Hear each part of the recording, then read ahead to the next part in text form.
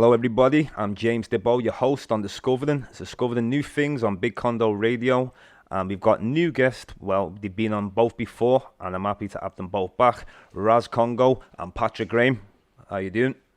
Yeah, it's always good to be here on Congo Radio. So give thanks again for them giving us the space to be able to talk about things of interest. Likewise. To us and hopefully interest to people. Likewise, give thanks, James, once again, and also Chase for having this wonderful platform. I know, so we're coming to the end of the season, but Yes. but it's been great anyway. But anyway, Raz Congo, he's been on before. Obviously, Patrick, and now Patrick, obviously, the aware of author, poet, writer, Yes. and obviously many more. He deals with African history. Many skills. Also, Raz Congo, he deals with mental health, whether it's on a spiritual level. Also, he's a great musician. I've heard his music. He's a world traveller. He's also lives in Africa, Rwanda, but obviously we're touching that in a minute. Yes. And it's also one thing that we've all got in common right now. What we're going to speak of is something called the Return Project, which I mentioned a long time ago with Patrick. And we're going to start it off now with Raz Congo, which is you, the man from Rwanda. Right. Obviously also give Nazra a shout out. I basically, Yeah. bro, I absolutely. I'll be very quick and succinct here, right? Nazra, wonderful young woman. So she basically coordinated and got us all together because I spoke to Patrick about this a Yeah. while. We waited. There was you also, James. Yeah. You were interested, and we all came together in a Yeah. kind of natural manner, organic manner. So the return is really about teaching young people, educating young people in order to, for self-awareness, history, culture awareness, proper behavior, manners, respect. And also, once you guys have delivered these things through your, general teachings, I don't know how many, it could be 5, it could be 6, workshops, etc. Yeah. They will hopefully get the opportunity, 5 young men, 5 young women from Liverpool area, to come to Africa, to understand how people live in Africa and be a part of that lifestyle as well.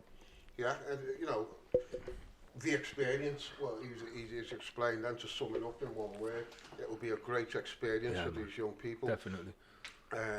Who will, go on a journey of a lifetime, basically. Something That's that it.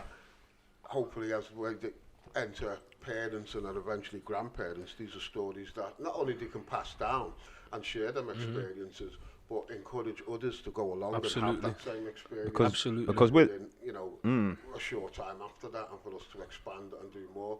But as Ras started off with, we all got to give thanks to Nazra. Oh, definitely.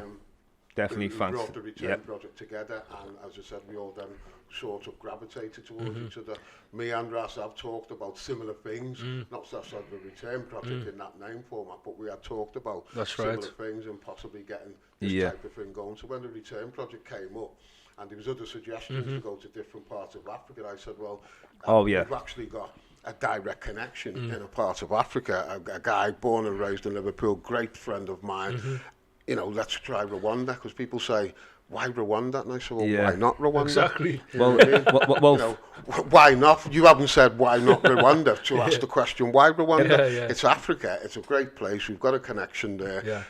If I There's recall- marvellous things to see, and it's If I can recall, could me and you, when Nazra first mentioned to us, we were looking at Sierra Leone or Yes. Ghana, but it was like you've just said. You came up with the idea of you got your people there, Raz Congo over in Rwanda, which totally made sense, and especially when we did our first Zoom together. And soon as I met Raz, on the Zoom, I just connected with your spirit respect, and your whole mind. Likewise. And you also said he's a world traveler like myself, and that made it also understandable.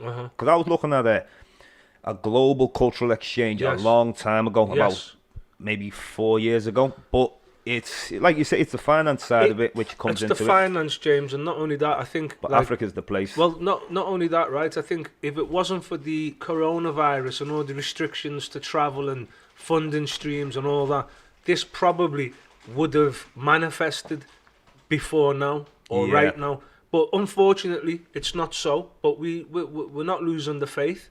We're just going to take our time, and we will get this done. It gives us more time to plan tightly and communicate, Well, yeah, because, on the build-up, once we've eventually recruited the 5, what will be very fortunate young black men and black women,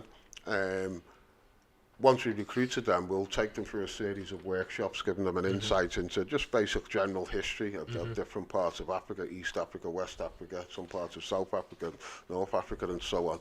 And, you know, that might assist and help what they already know. You know what I mean? And, you know, they can bring maybe share some of their knowledge. You know, if they have no knowledge of that, then everything's a learning process, because I'm a firm believer in that we all will learn at least one new thing each day. Absolutely. You know, I don't like to go a day without learning something new, regardless what that is. It's something new, and that adds to the escalation of knowledge, because you can't know everything. Yeah. But, you know, you can learn a lot, and you know, knowledge is the most powerful weapon on this planet. Okay, it's great. It's a good pick, Africa, with though. The knowledge of themselves and the culture gives them a strong base for now and especially the future. Absolutely. And that goes for everybody. You know And what I mean? like that a- goes for everybody on the Like I Mother mentioned last time about you will get some people, our people, you might not go to Africa one time in your life. Yeah. And some people, they'd rather go maybe the Caribbean before they go Yes. Africa, you know, local places. Yeah. Because it's the negative stereotypes. I think And I'm fortunate to see Africa myself, a few Yeah. places, and definitely Raz, you Yeah. travelled all over Africa. I think you're right, but I want You to know say what I'm this. saying? I want to say this, guys. This is very interesting, you know, because you're right. You know, a lot of our people would sooner go to the Caribbean, Yeah. America, Europe, Spain, and that's yeah. cool because that's not an issue. But a lot, obviously, we've been fed wrong information, misinformation, disinformation. Tarzan in the jungle and all that, right? So we're like, oh, we don't. If we do go to Africa, we might favour Morocco or Egypt or whatever, but we don't want to go down to, you know what I mean, so-called sub-Sahara Africa, right? But whenever I've gone to Africa, the plane's full of white people and Chinese people who are investing and doing things, my brother. You know what I Yeah. mean, Patrick? These are doing things, making business, and our absence, boy, it's such a shock to see that. But we're that's brought all into part the- of the deception, you see. Because while they're discouraging the black people in the diaspora not to go back to Africa or not to travel to Africa, they're all in there, Absolutely. as they've been for several hundred years, Yeah, exactly. Yeah. exploiting the resources, It's a lovely exploiting the word land, too. exploiting the people, exploiting Absolutely. the history, Yeah. exploiting the culture, And they don't exploiting wanna just share. about everything that can be exploited. You know what I mean? And that's all part of that. And that it's funny. deception. It's funny when you look at the word diaspora. I'm not going to go down the etymological route, but I mean, they want us to die as poorer without even knowing where we come from or who we are. Well, one thing I did notice is, like you've just said, all the different other peoples that are in Africa, whether it's any part of Africa you go to tourism, and everyone else seems to be doing just fine there. So why would we have problems if we go there? Absolutely. And when I went to the first sub-Saharan Africa, I went to, like you've just mentioned, Morocco. I went Morocco first. Yes, And it was a little, I just wanted to get in this African continent. of course, brother. So now the next trip was going to be Gambia. You know, so when I got to Gambia, and everybody just said to me there, welcome home. Yes, And it was proper welcoming. it was just amazing, and even to go and see the Kunta Kinte, Yeah, the yeah. Roots tour and Yeah. stuff, you know, and then they just treated the hospitality. I'm was, telling you. I've never been anywhere in the world Yeah. that gives you great hospitality like African people. Absolutely, absolutely. The closest place was probably Fiji Islands outside of there. Yeah, because I know people who follow Rastafari, you know what I mean, and I've been to Ethiopia and seen that as a great spiritual Yes, experience, you know, and then the same person has then gone to West Africa. Yeah. Obviously, you know, for those who don't know, Ethiopia's in the east. yeah, He's gone to West Africa, Gambia, the place you've just mentioned, Yeah. but said had a different type of spiritual Yes. awakening, because Yes. it was like when he came to West Africa, it was the realization that with me being from the Caribbean, with them You're being more from likely. the Caribbean, that I could have possibly originated Yes. Yeah. from the actual Gambia Yeah, yeah. or somewhere around That's them. right. So it was a Absolutely. different type of connection than Absolutely. the connection he felt with Ethiopia, and it was Yeah. a more of a.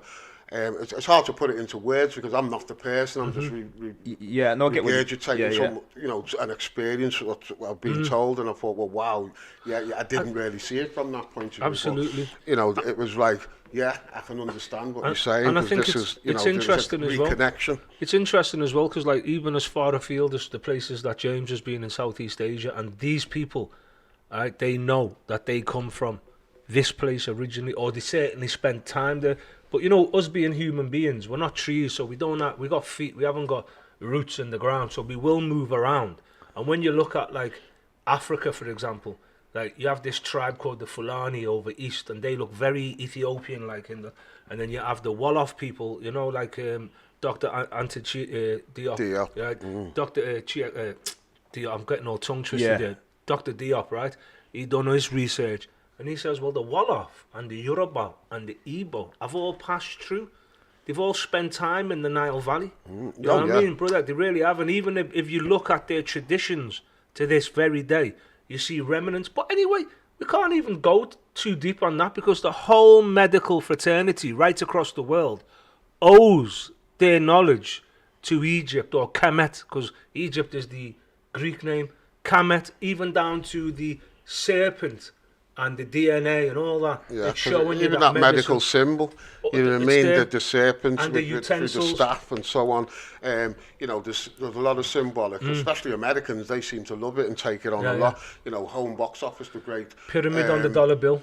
You know, the great movie Yeah. production company in America where, you know, Hollywood and then places where that media outlet is used to flood and poison people's minds with misrepresentations of what Africa. I think a lot of them get stuck on this symbolism thing. It's like when they see the falcon. Yes. You know, like the falcon, it's all about the attributes of these animals. Like where the falcon, when it's flying into the sun, it looks like it's disappearing. Yeah. But it's not. Obviously, it's not. It's just out of our range, isn't it? Of course. So that's the reason why, like, they big up the falcon. Yes. You see the snake, the serpent, wisdom. Yeah. Even when I was in Cambodia, you'll see similar things. I see a lot of similarity around the world. Absolutely, brother. And like you were saying We're before, all coming from one source. like you were saying before about the Southeast Asians, the tribes I visited, Yes. they're all quite small. Yes. You remind me when we were having a conversation about the pygmies Yes. or the Tuareg. Yeah. You know, they have different names in. Absolutely, in bro. the Congo. Hottentot Yeah. and the San. Yeah. You know, down South Africa. And these know that they're from Africa. Of course, brother. But they will get told, because when I jumped just first time with the Philippines, I just jumped straight out the Jeep. The guy didn't want to get out, and I just thought, how am I going to start this? Because I'm not on a tour. Yeah. I just took I'm the tour man. Yes. So first thing I said, and I'm going to show you the video. I said, "You know Africa," and you'll hear them all shouting, Yes. yeah. And Yeah, then yeah. obviously Yeah. it's anthropologists that have Yeah. been there and stuff and that. But Well, James, like you maybe say, they just know. like you say, they know, and like you say, the oral tradition is the most important. Yeah. Because that goes in your DNA. So basically, the word of your mouth is the meditation of your heart, and what you have within you, right, can't be denied. Yeah. These people are probably in a better position than us who have been born in the West in terms of identity, and know as far afield as they are. You know what I mean? And coming back to the return, this is why it's so important, because we've all been on journeys of self-discovery, and in discovering ourselves and our surroundings and nature, we've actually made a return within our true self, who we are supposed to be. Powerful. And we wanna give the young people. We can't give everybody, but we want to give some young people the You chance. just share that. It's about spreading the knowledge, because as I said, you know, when a family gathers around the table, they make sure everybody eats. And when you have knowledge, you have to make sure everybody shares that knowledge, because otherwise, knowledge, as the Emperor says, I don't know the direct quote, but as the Emperor says, not a man who holds knowledge to himself just renders it worthless. Exactly. You know what I mean? And doesn't share it out, because that's what it's for. It has to be shared out. Otherwise, no it's good wasted. setting a table with 10 people around and only 6 people eat. Knowledge is like you know, food, innit? What they say food for thought, Yeah. and they say give you a little morsel. And knowledge not tasted is knowledge wasted. Well, Exactly. if I can give a great example on this, and you'll notice this yourself, yeah. My grandfather's Nigerian, Yes. and I know a lot of other people have not just Nigeria, Yeah, yeah. you know, different things. Yes. If you don't come and teach your children the language, you've already lost it a little bit. You Yes. can still give the culture and you see how Yeah, somebody yeah. lives, but really I should be speaking Nigerian. And Yeah, my yeah. dad should be speaking Nigerian. Yeah, yeah. But it felt like a lot of people who came over, it was just about learn English, because this is the place you're going to be to get a good job. And the world was You know. different then, isn't it? The world was different. So when, say, like Windrush people and people after, Yeah. when you left your place of origin and you come to like the West, basically a lot of people would just stay there. Travel was a lot more expensive then. Over the years, it's kind of become a little bit cheaper and it's been a little bit more attainable for us. But most people who made that journey, it was life savings, and you know what I mean. Yeah. And once you reached where you was, that's where you was going to stay. You know. And in some respects as well, you know, they had different aspirations and plans, the 1 year, the 2 year, even the 5 year plan to, you know, to earn a living, to go back and help to build up their own country. But due to the discriminations they faced, the difficulty in gaining property, the difficulty in gaining adequate paid work, they ended up being trapped in poverty a lot of them. You know what I mean? And poor paid work, which denied them that opportunity to the importance of African history also, you know, because we'll come to the last 10 and stuff like that, you know. So just if you continue what you were saying, Patrick, you know, we're on our last you know, what I was saying is, you know, people got disenfranchised financially, morally, spiritually. You know, the family unit was broken down, and the myth of black people just have children and abandon them, that was broken down. And that's a very modern phenomenon, because right up to the 70s, the black family unit, and family units in general, but we're talking about black in this particular instance, but the black family unit was a solid foundation, and it's a very modern phenomenon in the last generation, basically, where due to societal oppressions, broke that down, and then again, like Eurocentric racist teaching does, it then perpetuates a myth. Absolutely, and the myth, and then the myth takes on its own flesh. That's it. You know, people start living the myth. And this is why. Can you speak any African? Can you speak very Rwandan? small? I speak a little bit of like Amharic, right? I can ask for basic things, but not fluid conversations. Enough to get by. But enough to get by, and if someone's talking, I can pick up things what they're saying. More than being able to speak it as fluently. But what I will say, this is everything we're saying. This is for me, right, and all of us, because we've spoke about it before. This is the whole importance of the return in terms of, like, you know, we've lived. I mean, we're not old, but we've lived our lives. We've had colourful lives and whatnot. And for us now, we need to be able to share that with younger people. We do that in our own families and people in the communities or whatever.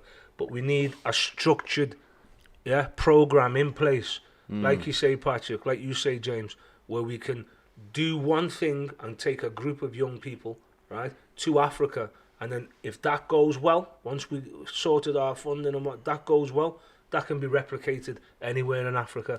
Because once you've got a good program, that's a winning formula. That's it, you know. So, you know, just to reiterate again, you know, the Return Project, we've all had different thoughts about having similar ideas and aspirations, but, you know, to give thanks to Nazra, definitely actually, shout out to Nazra. Definitely. You actually developed it and made it happen sooner than the thoughts that we were having. You know what I mean? And as I said, brought us together to approach individuals as you knew were like-minded, and we've got together as a team now to make this a realisation. So basically, although it's not about that, if there is anybody out there who feels they can help in any way financially, then please get in touch with us. Also, we are available through Facebook, the Return Project group, the Return Project page. I agree. You know, so also, I agree. Working with Patrick before, you know, from even like when I brought Renault Rashidi, Patrick did help promote it as well. Because he got more people in them seats. Absolutely. Also, went on BBC Radio.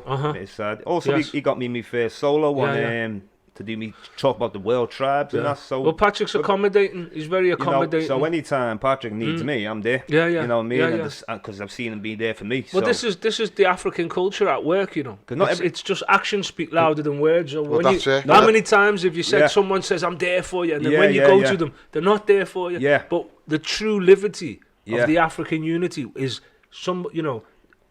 returning the hard work and the love and the assistance, and if we can do that and that can grow, then that's a better society. Because when Renault Rashidi come, and you know, I was more than happy to help promote that. You know what I mean? I just took it on board. Give him a ride back. Great man.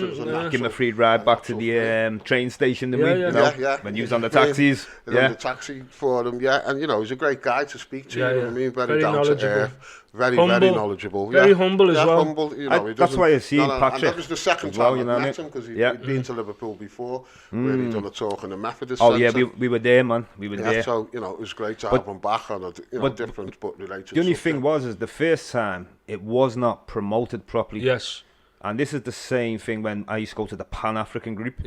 and it was not promoted properly because there's only sometimes about 5 of us were turning in. There was only me and Katrina Roberts, Michelle Walker, and there was only about 2 others. But I think what it was back then, because we're going back to 2014, people felt that, well, if we let too many people in, that the wrong people are going to come in. Now, that was the mentality back then. Where really we're going kind of backwards, but it's like we were talking about the other day when you said about the 80s, a lot was going on. But then in these times now, I think we can pick back up on these things Absolutely, now in because 2020. When I was young, I was that wrong person. When I was young, most of us, you know what I mean? Because and the thing is, right, society will have us all off as being the wrong people because of the colour of our skin.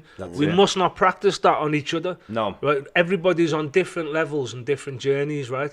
So we can't really deny anybody. If anything, allow the people to deny themselves that opportunity. Yeah, that's you know what I mean? You know, because as I said, opportunity is something that is there, but opportunity is also something that you create as well for yourself, because you can't sit around waiting for opportunity to knock. You have to take that opportunity and go and knock on the door yourself. You know what I mean? So you've got to look at it twofold like that. It's not, you know, opportunity can come your way, but you have to try and make opportunity for yourself. And everyone, as long as you live and breathe and walk and talk and whatever, or just about, you've got the opportunity to make things happen, and that's what we all need to strive to do. As I said, you know, going back to, I have to reiterate points because knowledge is powerful. Of course. We've been denied. That's why we've been denied it. You know what I mean? To make us powerless. That's it. You know what I mean? You know, and people across the world, you know, I mean, from a black perspective, we've been denied it the most. But just about everybody's denied it from the ruling powers, because they know, why would you educate a subjugated people? And then through that education, you give them the power to overthrow you. No, you give when them a you're little an bit to oppressive control. ruler. Absolutely. One thing, of that mentality. You just one thing I want to that. touch on now when you're saying how important it is to travel. Yes. Now, also what I relate to you, Raz, when we spoke on the phone last time, I said from a kid, when my mum bought me a globe, and you said, my mum bought me I a had globe. the same thing, And it was that globe. It was the fascination of seeing the blue water, seeing the continents, seeing the countries, spinning it around. Could you start forming ideas just by looking? As a young kid, I said, there's obviously, you know, we're inundated with Americanism. Right? So we might gravitate a little bit to America because the American culture's we need to big up the African culture and get that African culture out there and get the people interested, especially the younger people. A lot of other cultures. It's important to have maps. Is African culture just repackaged? As American culture, as this culture, as hip-hop culture, as this, that culture, when a lot of it has been influenced, you know, even a lot of some of the great European or so-called great European artists of the early 20th century and late 19th century were very heavily influenced by African art, abstract art, and they come over and they call it Cubism, they call it this, they call it that, they call it, you know, all sorts of different names they attracted, but that was a heavy influence, and they just repackaged it and made a fortune. Like we say, you know, we've had the cream taken away, and a dream has been replaced with a nightmare. So just as Patrick's saying, it's all about awareness. It's all about knowing what's happening in the world, knowing what the program is, because when you look at racism and how racism works, it works on a multitude of levels, and sometimes we will buy into it, and we don't want no shares in white supremacy, in the sense of looking at segregating each other. He comes from Africa, they're the Caribbean, he's from a small island, he's a yardie. No, British born and British. Forget all that. We need to start looking at our true identity, you know what I mean, bro? And our shared experiences from all this them goes places. back to the Pan-African, the Marcus Garvey. And even though he's born in Jamaica, I like his philosophy when he said, are you an African or Jamaican? He said, I would never give up a continent for an island. And it's showing you his level of sense. Absolutely. And he was making connections with people in the Pacific, the black people there. All over, bro. All over. All over. He understood. In a day and time where it was virtually impossible to do so. Because we're going, that's we're why going they call back. him Marcus Messiah Garvey. Man was ahead of time. And he had all the FBI on him. In fact, you know, like it's all they old destroyed hat. him eventually because he was a threat to that superior. They employed the first black man to work for the FBI. What's his name? James Wormley, right? James Wormley, and that was Edgar Hoover, who hated black people with a passion, but knew I need to stop. This thing's getting so big. Garvey and the UNIA have 6 million followers. Right, we need to we need to start employing black people, some serious Uncle Got more Toms, followers than the and Klan. get them on there. You know, They didn't like that. They had more followers You than know the what I Klan. mean? Yeah. And the white people were the biggest race in America. So that didn't, the numbers game didn't add up. It's about disenfranchisement. So, and that model that we see, what happened with Garvey and many others, right, happens in Africa all the time. There's so many puppet governments. Oh yeah. Right, so many, and anytime, like you have some proper leaders, you know they're going to end up like Patrice Lumumba and assassinated and put in jail and all that. Because Africa's beautiful, but Africa's also terrible as well. There's pros and cons to every society, and Africa is still controlled. It's not as though like independence, no, colonialism and disaster capitalism is still got its grip on Africa. Well, some people think world. Slavery was obviously that was a terrible thing, but colonialism, that was a whole another issue because that's totally disconnecting us from both sides. You know, and the so-called independence that a lot of countries got, which come under the Commonwealth, which just means what these countries to me have got in common is the wealthy, and we're going to rob that. That's the Commonwealth. And when you're a member of the Commonwealth, the Queen is your head of state, so how the hell are you independent? So if the Queen's your head of state, the Attorney General still dictates certain laws and so forth. Absolutely. And so what where do want to come to in a minute about Rwanda? Yes. Because this is the place we're going to, Rwanda. Well, when we take all the youth there, what are we expecting to see in Rwanda? Okay. Our fathers, obviously, are we going to be seeing tribes there? Yes, are we going to be, Well, like tribal wise, there's only like really two main groups. You got the Hutu and the Tutsi or Watutsi. Okay. And the Watutsi were more of like the prominent ones in that society. They even say that they came over mountains from Abyssinia, like say 300, 400, 500, 600 years ago, in various waves. Okay. Like Patrick was saying, it takes time. Not everyone's going to leave. It's a remnant will be always, or a strong amount will be left behind. So it's two main groups, right? Three, because the Batwa are there. Unfortunately, the Batwa, Bantu. The Batwa seem to be the third level, the lowest at the level, which is very sad. But interestingly, they're very much the makers of pottery.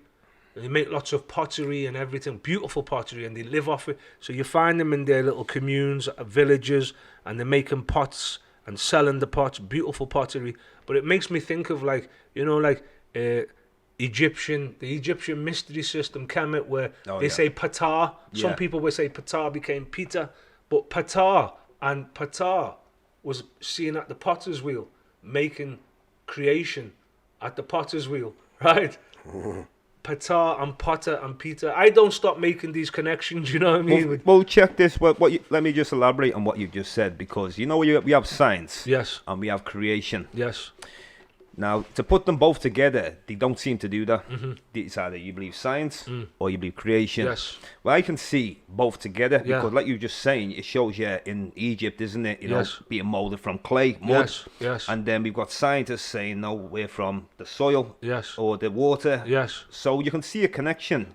You just got to add spirit in there. Absolutely. Duality, everything in life is a duality. Yes. You can't have up without having down. Exactly. You can't have good without having bad. You can't have right without having left. Absolutely. So, these two things have to work in unity in some level.